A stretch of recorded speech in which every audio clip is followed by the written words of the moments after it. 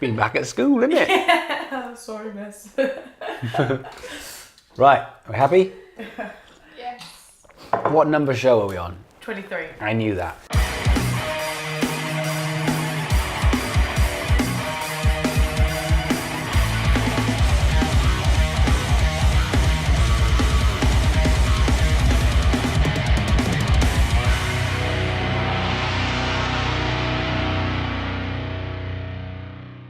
Hey monkeys, how you doing? Damian Keys here. Welcome to the hashtag Ask Damo show number 23. Oh, I'm in. I'm in. We're in. I think that we just did 13. Did we? Yeah. Oh, did you okay. double? I did double, Yeah, so it's fine. raving. How have you been? I'm good, thank you. Even I'm though- getting my voice back. Even though the show's every week, we haven't done this for a couple of weeks. Yeah. So it feels new. So with me as always is Melissa. Hello. Right, we've got stuff, we've got parcels, we've got very good questions. Yes. We've got very good questions this week. Got a nice little lineup. And we've got some news. If you are in the north and you haven't seen this, but I'm coming to Manchester on the 24th and the 25th of October. So in about a month's time, I'm coming to Manchester.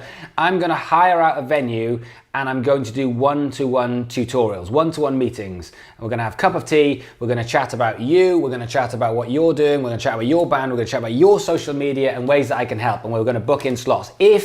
There's no charge, it's free, it's just something I'm paying for, I want to do, so I'm going to pay for myself to come to Manchester, I'm going to pay for the venue, I'm going to sit there. The only stipulation is there probably will be a camera around, but you don't have to be in the video if you don't want to. But if you want to do that, if you want to kind of have a meet up, have a half an hour, have a cup of tea and talk about what you're doing and how I can help you, then all you've got to do is email Katie at dkmanagement.co.uk, it's down there and it's below in the comments. And comment, let me know, because we've got 2 days and if I need more slots I'll need to book them in. So if you want to do that, it is first come first served basis, 24th, 25th of October in Manchester. If you can get there, come and have a cup of tea with me. Other than that, don't forget we're doing the competitions. If you like and subscribe and then do things like hashtag 60min win, you can win things like this t-shirt. Or potentially you could win a Skype with me or face-to-face if you're in Brighton. And these t-shirts have very kindly been sorted out by the very awesome boys from T-Merch who gave me a t-shirt to wear as well. Right, we've got stuff before we get on with the show. We have got presents. Shall we do presents? I love the presents! What we got? Oh, look at this. Oh, manly rip. Good. Right, let's see what we got. It's Katie Ellen. So we talk a little bit on Facebook and she's very busy and doing very well. You read because you're better at reading and I'll look gormless. Damo, thanks for your advice. I'm slowly getting to where I want to be. Oh, that's nice. Here's a CD for your collection. It was funded by a Kickstarter campaign and your advice about social media helped me engage a lot more people. Thanks, Katie Ellen. I love you. I'm going to lovely? find a spot for this. We're going to get this up somewhere around here. And this, so thank you so much for that. I'm sure we'll be talking very, very soon. Yeah, that is cool. lovely. Look at this one. This has been spopened. Oh, that's a pretty picture. Look at that. That's good art. This is Swilly Chill with a 5-track EP. You have a see what's on there. Where are they from? From Middlesbrough. I love Middlesbrough. All the boys in the band are big fans of your content you're creating. We're trying to implement it into our social media. That's really cool. Love this. I'm going to go out and have a listen to this and I'm going to send you a message to say thank you and I'm going to put this on the wall. Their email and we can Swilly Chill. We'll get all your details on. We'll get this on the wall. Amazing. We've got some t-shirts. These t-shirts came through, didn't they? Who are these t-shirts from? You have that one. Hello. I'll have this one. Look at this. So lovely. Who's this? That's a sexy t-shirt. That's a sexy t-shirt. Oh, wow. Only shadows. I'm struggling so much. Here we go. Oh my god, look how good guys, you've done well with that design. These designs are good. Yeah, really, really cool. Really cool. Love those. Are these ones the same? I love that. You have that white one. I love that one. Yes. Love that. Love the black. Yeah, very good. Amazing. Only shadows. Definitely be wearing those. I'll be sending you an Instagram picture if you're on Instagram. If not, I'll be sending you a picture on something else. What have we got in here? We haven't opened this, so and it says fragile. if it is a bomb, it's not a bomb. Oh, I know what this is. It's these guys. It's Ben Drake. You have that. Oh, look at this. It's like a double CD. This is cool. These are really cool. Oh, double CD. Wow, it's all the CDs. This is a lot of music. Gosh. This is fantastic. That's really cool. You've got like a little box set. I have got a box set of all the CDs. We've got Ben, a collective collection. you legend. I know Ben's after a Skype as well, so Ben, let's so hook up a cool. Skype, you and me, let's get chatting and see what Yeah. we can do together. Good, thank That's you. awesome. If you want to send some stuff in, it's very, very simple. The address is below. If you want to send in CD, if you want to send merch, we will get it featured. We'll put some links to your socials down below. Also, if you're in a band, this is Sarah's pick of the week. On the wall. So if you wanna get on this and just have a little bit of a promo, you just send you an email, and that's Sara dkmanagement.co. Sara at damiankeys.com. That's me. Sara at damiankeys.com. We'll put all the stuff in below. Anyway, Change. it's amazing. It's all growing. Shall we? Shall we? Shall we change people's fucking lives? Yes.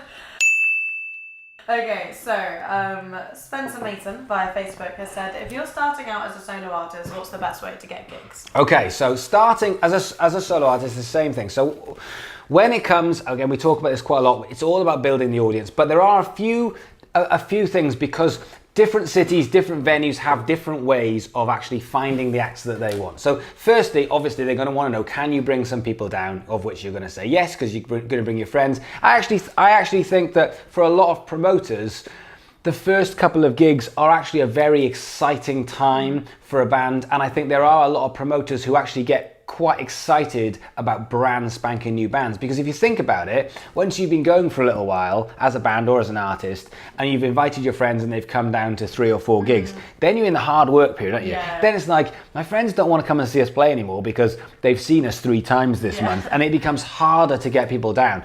And there's that little window of opportunity where there's a bit of a buzz of, we're going to do the first gig. Everybody wants to come down and see that first 2 or 3 gigs and see who you are and how it works. So I think promoters are really like, Very true. yeah, I think they're excited by that. Normally come down first few gigs. First gig is always massive, isn't it? It's So exciting. yeah, it's very exciting. So it's a window, it's an opportunity. So don't let that put you off for a start. Now, when it comes to contacting promoters, I think nowadays with the industry, a lot of promoters actually work for the venues, or a lot of venues do their own promoting. So if you've got a certain venue, then I'd go straight to the venue and I'd say, this is me, this is who I am, here's our socials, who's the best person to contact? And a lot of the time it will be someone in-house. And then what I would do is I'd say, look, I am a new artist, I get that, but give me a chance, because again, if promoters or if venues are thinking, oh, your first gig, I'm not sure about it, even though I think they will be, I think that the way to do it is to say, look, if you barter with them, if you can put us on this venue, on this gig, and slot us in with a 10-minute slot or a 15-minute slot, and I'll guarantee to bring 10 people. Now, if you can bring even 5 people, but if you're bringing 5 or 10 paid people at 3 to 5 quid each, you're still looking at an extra 15, 20 quid for the promoter, and drinks on top of that, which is going to be another 20 or 30 quid. So you're still going to bring an extra 50 plus quid just for you playing, which is a bonus for any promoter on any night for the sake of 10 to 15 minutes of how you perform. So it's about the leverage and where you fit in. And the leverage comes from you actually finding the right venue with the right, for your style, with the right size. I think that's really, really crucial. And what new artists do is they start looking around at all the venues and going, oh, O2 Academy, or we'll try in Brighton, there's the Concord, holds 500 people. I think, depending on what music you're in, I think you need to go and find other artists and venues and say, look, this is the type of style I do. I can bring 10 people. If you can't bring 10 people, I'd hold off doing gigs until you've got enough buzz around you, around your social media, to be able to bring that amount of people. You should be able to bring 10 mates and friends and family. At that point, you have got something to barter with, because you're definitely going to bring in 50 quid for a night, which at the moment with the state of venues is important, because every penny counts. Venues are struggling because of the amount of outgoings it costs. Not as many people are coming down to see bands, hence why ticket prices tend to go up. And so therefore an extra 10 people can make all of the difference. So if you've got three bands or artists playing, and you say, look, we'll just literally nip on, we'll just start 10 minutes earlier or 15 minutes earlier, we'll go and do 3 songs. You'll find that the other bands will be up for it if you're going to bring 10 people, the promoter's up for it because you're going to bring people, the venue's up for it. So it's just, everyone's a winner. So you can go in and barter with those people, but I think the main thing is you need to get everything in order. What are you going to show people? Because they want to see your socials, they want to see your Facebook, it's just proof. But just the main thing with this question is don't underestimate the power of your first gig, because you can bring a decent amount of people, and it gets harder, weirdly enough, after you've done 10 gigs, because people have started to see you and want to give it a bit of time before they see you again. Do you think it's different for solo artists to bands? Because when I was playing solo, I found that the venues sometimes were a little bit different that I would be playing. Not in a bad way. Yeah, I would, and it all Very depends. different styles. You know, it does depend on if it's going to be a backing track, if it's going to be you with the guitar, you with the piano, how much hassle it is to set up. I remember setting up gigs, and all of a sudden someone would say, "Oh, I'm a solo artist with a piano," and the first thing I thought was, "Oh, that's a pain in the ass. I've got to get a piano, I've got to set it up, I've got to sound check it, I've got to get you off, all for the sake of one act." Yeah. It might be that you're going and finding other artists very similar to you, and you're actually saying, take a chance on me. Yeah. And so that way you're actually going to the other artists instead of the venues. But it's, you know, this is just networking for me. This is a case of just networking and leverage and bartering. And, you know, and actually, here's another thing. If you need to pay your way on. I know that as soon as I said that, a lot of people watching are going, "Ugh, pay." But if you get the momentum, you can get gigs. So for example, I want to do keynotes. And so I've got a bunch of keynotes coming up. I'm off to Boston in a couple of weeks' time. We've got one in Canada coming up, in Edinburgh. There's a few which I've just said, look, I'll just come and do it. I'll just pay for myself and I'll come and do it. I'm coming to Manchester on the 24th. I'll just come and do that. I'll pay for it, because I know that it's paying forwards. So it's not like I'm saying pay to play. What I'm doing is I'm saying, no, wait a minute. Let me just pay and get the momentum, and then once the momentum's there and people believe and trust in me, at that point, then I can go in and say, look, you know what we can do. Yeah. And if you want that, you have to pay this much money. Sort of like an investment. Absolutely, yeah. You know, people are always banging on about money, and it's like, you should never pay to play. It's like, well, you've got to get some momentum first. So, you know, you either start so tiny small in someone's living room and start promoting yourself, or you just say, look, we'll come, we'll play, we'll pay for ourselves, we'll get 10 mates in, we'll find a way of doing that. If we have to sell the tickets and ourselves, we'll do that. It's just getting that momentum to start with. But don't underestimate the power of your first gig, because you can bring a lot of people, because everyone will be excited to see what this new thing is. Yeah, cool. Alright, so Andre via Twitter says, what is your opinion on mailing lists for a band? Cheers, Damo. I mean, mailing lists, I'm so big on. I love mailing lists. It's something that bands used to do probably 10 years ago, and they don't do it so much. Yeah. And it's not the be all and end all, but it's another powerful way of just capturing data. So a mailing list used to be that what you do with a band is you go and hire 2 people, usually 2 fit girls, to go and stand by the door, and as people are coming in, off and just say, look, would you mind if we got your details for our mailing list so we can keep you in touch with the band? Sometimes they'd offer a competition, like saying, look, if you put your name down on the mailing list, there's a chance of winning a t-shirt or a bit of merch or something. But what it means is you end up capturing data. You end up capturing a bunch of people's details that you can direct market them or direct market to them. So for me, it's a really, really important thing, because what we're looking at now is when I talk about social media, what happens is people go, oh, we're on Twitter, Facebook, YouTube, Snapchat, Instagram, LinkedIn. And I'm like, okay, so that's all fantastic, but it's very difficult to market to a lot of people on all of those platforms. Yeah. So every single one of them is a big job. The one thing with email marketing is you are going directly into their space. And so for nothing, because you're using something like MailChimp, and it's just a case of a bit of creativity and updating people on the news. For me, it's how you actually build your database marketing. If you talk to a lot of marketers, a lot of them will say, literally, for every 10 to 15 people that you have on your email database, that is money in the bank. For every 100 you've got, it's money in the bank. It's the same thing with this. It's another thing that people are actually giving you their email and they're saying, I want to be kept up to date, because if I don't, I'll unsubscribe. So I want to be kept up to date, and all you're doing is saying, in that case, we'll let people know. And so when you've got stuff coming up, whether it's gigs or tours or merchandise or CDs or whatever it is, it's a way that you're just saying, by the way, you want to know this, so I'm letting you know it.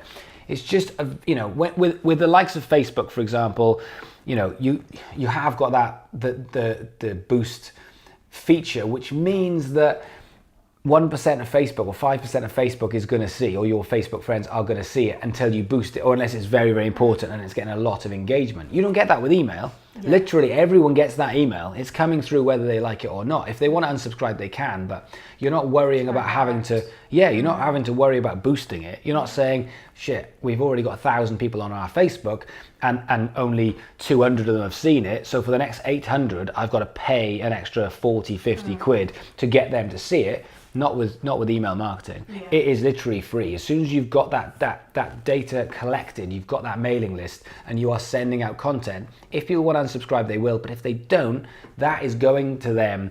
Most of them will see it. I'm not saying most of them will open it, but they will see the heading. They'll see your band name, and they'll see, e-newsletter or update, and therefore it's up to them whether they want to open it. Yeah, and it's kind of as you sort of said before, it's sort of down to your creativity then as well, I suppose, to make it exciting and make people want to open it. Yeah, and then when it comes to what you deliver once you're building your mailing list, I think that's interesting, because that's where you can take the best of all the stuff that you're doing, because it's news. That's what it is. It's an e-newsletter. It's news. It's stuff that's come up or coming up that you want to promote to people.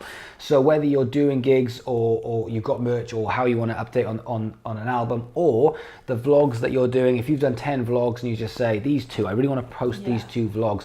So it's taken all of the stuff that you've done, whether it's that week, fortnight, or month, or whatever you want to post it as, or term or year. It's just a great way of saying, here, I wanted to update you. And it's just a really great way of being able to connect. People use MailChimp, but a lot of people I know, John Michael Morgan, for example, who's just an amazing guy when it comes to branding and marketing, with his email list, he just emails people, which is brilliant, because when it comes to overthinking, everyone's like, oh, we've got to have pictures, and we've got to have stories, and we've got to have videos, and links to vlogs, and all that kind of stuff. He's like, nah, man, I'm just going to email people.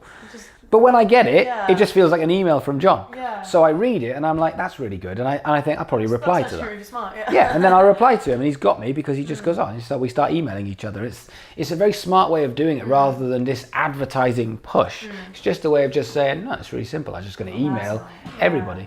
So I'm a big fan. I'm a big fan of it. It's a very, very direct.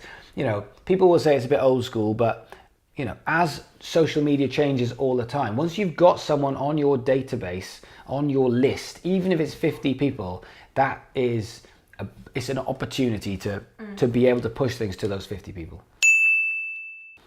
Okay, cool. Question number 3 is from Xanthi via Facebook. She says, do you think it's possible to be a professional songwriter for sync work and other artists, as well as being an artist yourself? I really want a career in songwriting, but I don't know if it's better to just focus on working hard in one field. Okay, so the key to this question is being very, very good at songwriting. Whether you're writing for you or other people or sync work, the biggest part is how much you're writing. So let me tell you a story. So when I sold BIM, this was 2009, 2010, I remember thinking to myself, I don't know what I'm going to do for the rest of my life. I was 29, 30, and I remember driving home and just thinking, shit, that's it. So I've left the job, I've left my business, I'm going to sell it, but I don't know what it is I'm going to do next. So I can't just not do anything. And I just started racking my brains. And one of the ideas I came up with was being a songwriter. And I just thought, do you know what? If I look at my skill set,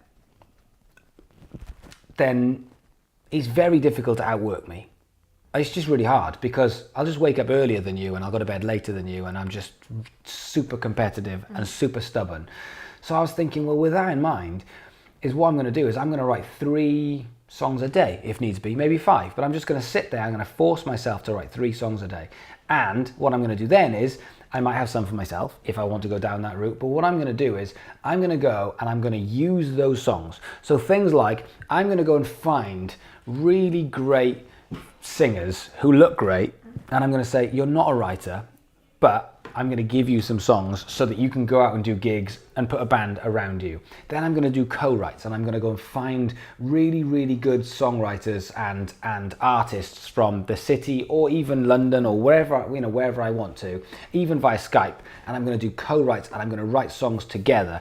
Then on top of that, what I'm going to do is I'm going to put some specs out for things like syncs, where I'm going to say, I want to write for these, for these styles to try and get work you know, library music, whatever it is. So the idea was, I'm going to flood the market. I'm just going to do what songwriters do, where they write when they get inspired, but I'm not going to be inspired because, you know, when it comes to business, you can't wait to be inspired. Yeah. So I'm not going to do that. I'm just going to write every single day. Now, I still look back. That is something that didn't happen because I realized quite quickly that I'm not a songwriter. And I also realized that I didn't want to sit and learn about songwriting in order to get good at songwriting. Yeah. I wanted to do business. But I still look back at that and think that is such a good idea, because if you do have the work ethic, and if you just say, I'm not going to wait to get inspired, what I'm actually going to do is I'm going to set myself up like a business. I'm going to set myself up so that the inspirational stuff that happens is coming all day, every day. So for example, I'm always carrying a notebook on me. I'm always having my phone and recording things, you know, and I do this with the content. You know, I don't just sit down and go, I want to talk about this today. I've got a list on my phone. I've got reams and reams of ideas that when something pops up, when someone says something, when I'm on Facebook and someone asks me a question, I just think that's interesting. I want to talk about that. And so then what it is going through my phone and thinking, that's what I want to talk about today. It would be the same thing with writing a song. I'd be thinking of great titles, subject matter, you know, melody lines at all times. And then I'd be sitting down for 8 hours a day and say, I'm going to write songs all day, every day. But then it's the distribution of the songs. How am I going to get those songs out to people? And if you want to promote it yourself, or if you want to promote it to other people, as long as you're coming at this from a songwriter point of view. Now, the question here is, when it comes to being an artist, Gonna say, now, that's the whole world in itself. Yeah, that's the whole world in itself. So if you're going to be a songwriter, that to me is go for it, be a songwriter. But as soon as you say, but I'm going to write for myself, now it can be done, obviously. However, very, very difficult, because all of a sudden, as an artist, you want to promote yourself and get yourself out there as an artist. So this just comes to me to time and energy. If you went down my route of saying, I'm going to be a songwriter, I'm going to do co-writes, I'm going to write songs for other people, I'm just going to plow the market full of my songs, so that when one of those artists breaks, I'm going to get a publishing deal because I'm on their album. And so with that in mind, if I do that, I would spend all day, every day doing it. As soon as I say, oh, I want to be an artist, then I go, oh no, I'm going to spend all day, every day on me being an artist. Or when I say all day, every day, all my spare time. And so for me, you know, business aside, this stuff here is kind of I wouldn't say it's my hobby, because I'm loving doing it, but this is something that I really believe in doing. So for me, these videos, the distribution of the videos, talking to you guys on a daily basis, any moment that I've got free, if I've got 5 minutes free, I'm on Facebook and I'm like, right, I need to answer some questions. I'm on Instagram and I'm trying to answer some questions. It's just consuming as much time as I can possibly get. So I think the only one thing I'd say is they're two very, very big careers. Can it be done? Yeah, of course it can be done, but there is definitely some luck involved, and I'm not a big fan of luck. So for me, what I would suggest when it comes to the songwriting stuff is, do you want to be a songwriter and then write for other people, or do you want to be an artist and take control of your own destiny as a singer, songwriter, artist who's putting out records and putting out music? Because that is learning a whole different skill in the music industry than just writing songs and then distributing them. Because it's quite hard as well, I think, if you're running social media as an artist, trying to do that on top of running social media perhaps as a writer is... Because they are two businesses, and they go hand in hand in the way that, you know, if you're an artist then you are a songwriter, but because of the marketing and the distribution side to it, that's kind of like saying I like sport and so I really want to do football, but do you think I could do football and rugby? And it's like, well, there's just a lot of detail in the difference, and everything's slightly different. So why would you try and pick two sports? Why would you not major in one of them and just say, I'm going all in on this? And like I said, people are going to go, it can be done because I write for other people and I write for myself. Yes, it can be done, but the question I would always come back with is, would you be more successful at one if you really went for it? And I think the answer would be yes. If I've got two businesses, it splits my time, and it's frustrating. If I spent all of my time on one business, I'd be an idiot to think that business wouldn't have more chance of success. Yeah, I agree. Okay, so Last question. Okay. It's from Eli Woods via Instagram. And Eli has asked, how much percentage budget would you suggest... Let's start that again. Okay. All right, round two. How much percentage budget would you suggest putting into social media? I'm creating a new startup and I wasn't originally planning on allocating too much of it alongside costs of branding, production, etc. Should I rethink?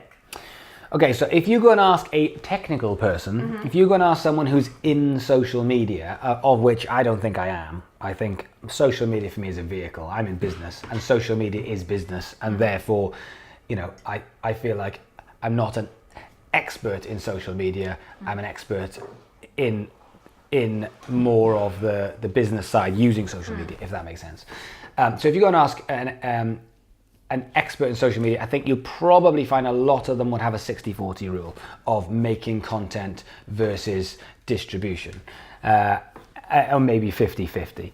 For me, I would go into a bit different, which is because most musicians and a lot of brands nowadays are realizing that they don't have to spend crazy amounts of money on the content, because you can do it on a phone. You can buy a camera for 300 quid and that'll do you for the next 5 years of your life. And the creativity is more important. What I would say is, rather than a percentage, I would say this. If it were me, I would spend every single spare penny I had on it. That's what I would do. I would go for it. And I'd say, I'm not saying you go without, I'm saying every single spare penny. Yeah. So, you know, all of a sudden, I just got a call, literally when I was next door, from the band I used to play, and Andy, who's my best mate, and he just said, I need you to come and do some gigs. So I'm like, yeah, of course. And he's like, 5 gigs over a space of like a week and a half, whatever it is. So I'm like, fine. Now, I'm just doing it because I want to do it. I know that I'll get paid for those gigs. So let's just say I get, for argument's sake, £1,000. I'll put it all into social media. Yeah. Because it wasn't money that I needed or was expecting. And then when I'm looking at it going, well, what can I do with this money? Because I've already got the money that I need to make from my job. And so this is just stuff. Now, if I had some debts, I'd pay it off. Don't get me wrong. I'm not going to try and tell people that they shouldn't be paying off their debts. But I'm talking spare money. For me, that would come in. I'd go, right, I'm going to put that all into the growth of the company. And at the moment, social media is an amazing place. If you need to do something else with the money, if, for example, you need to product develop or you need to buy something for the company, fair enough. But anything spare at all, I would put in. And I see loads and loads of bands that are always banging on about Facebook ads don't work. And I'm like, put all of your money into it for the next year and then tell me it doesn't work. Because what happens is, if you do 2 or 3 boosts and you haven't figured it out, then it's not going to work. But it's not wasting money, it's building experience. Yeah. 2 different things. So for me, every single penny, spare bit of money that I had, if I was an artist, I'd put into it. I would just make sure that I'm not going to go bankrupt. I make sure I've got enough money to survive. And then I would save any money I could and put it into the building of my company or building of my brand or building of my band. And the best way you can do that right now is just to put extra money into those areas to make sure more people are seeing you and liking it, and you're learning about your audience and what is that they want to see. Because you might put 50 quid into an advert for your band and it doesn't work. Fine. But what happens then is you change the ad and you go and do a different one and you put 50 quid into it and people like it more. And then you change it, and after doing it 5 times and you spent 250 quid over a period of time, and then you do it and all of a sudden things start to change. Not because you're putting any more money into it, because you learned from doing 5 different adverts that this was the way to do it in the first place. That is the way. And so for me, if it were me, I would put in any spare money I had into social media. I'd look at all the things I wanted to spend money on, and then anything I had left over, I'd say it's going all in. Social media, yeah. Why not? I mean, why not? What, you know, or what's the other options? You know, the other options when you say I make £1,000 a month and I spend £800 a month. So your options are 200 quid, escapism, going out, getting wankered with your mates, fine. Buying something that you want materialistically, I want a new guitar or something like that. If things crop up, I'm not talking about a tire's blown on your car, you need to fix it. But other than that, when it comes to what do you need that next t-shirt? Do you need that watch? Do you need a new guitar? Do you need that new guitar pedal? No. Do you want your band to succeed? Yes. Fucking spend it on that. That's the thing to spend it on. And a new guitar is not going to take your band any further. Unless your guitar is really shit. But your guitar is not going to take the band further. But 500 quid in the right places to get your band a tour and people on that tour, to me, that's much more valuable. Yeah, it's more worth it. Yeah. So for me, it wouldn't be a percentage thing. It would be every spare penny I had. Yeah. You know, and I wouldn't be saying, well, maybe I'll allocate an extra £1 or an extra £20 or an extra £30. I'd go, what have I got left? You've got 200 quid left over. Fucking stick it in. And I know I'm going to be more of a risk taker because I build businesses, but at least you know you're building something. Yeah. You're taking the luck out of it. You're saying, we're building this. We believe. If we really believe in this, then we want people to see it. Well, if you want people to see it, there's no better way than social media advertising at the moment. So therefore, if you really do believe in it and you really think that if people see this, they're going to lose their shit, well, that's the best way to do it. Yeah. So, yeah. Okay, so all of it. You've got, all of it. I'm going to get some letters next week. Fuck you! We are fresh out of questions. Great, I love that. If you've got a question, then hashtag AskDamo, Twitter, Instagram, YouTube, Facebook, Snapchat. Do you know what? I'm really loving Snapchat at the moment. Really? I don't know what it is. I don't know if it's going to make a resurgence or it's just me. I'm just enjoying it. They're making new filters every day, and I feel like they're. You never know. They might just back on the you never creeping know. back up on I don't know. And if they do come back, I'm gonna go. I predicted that. And if they don't, I'm gonna go. No, I just like it. But yeah, I'm on Snapchat. So if you want to send me a question on Snapchat, it comes straight through, and I'll hit you back. So otherwise, thanks for the stuff. Send us some stuff through. Send us some questions. Hashtag 60minwin. If you want to win a t-shirt, Skype with me. I'm doing lots of Skypes at the moment. I'm doing sort of 5 or 6 Skypes a week with you guys, and I feel like we're really making ground. If I run out of people to do Skypes with, I'm going back to the beginning. We're going to do more of this. So I feel like we're making ground. Get in on it. Spend half an hour. Mailing list. And sign up to our mailing list. How do they do that? Email me at info@damokeyes.com. Info@damokeyes. Brilliant. Amazing. Thank you very much. See you guys next week. Bye.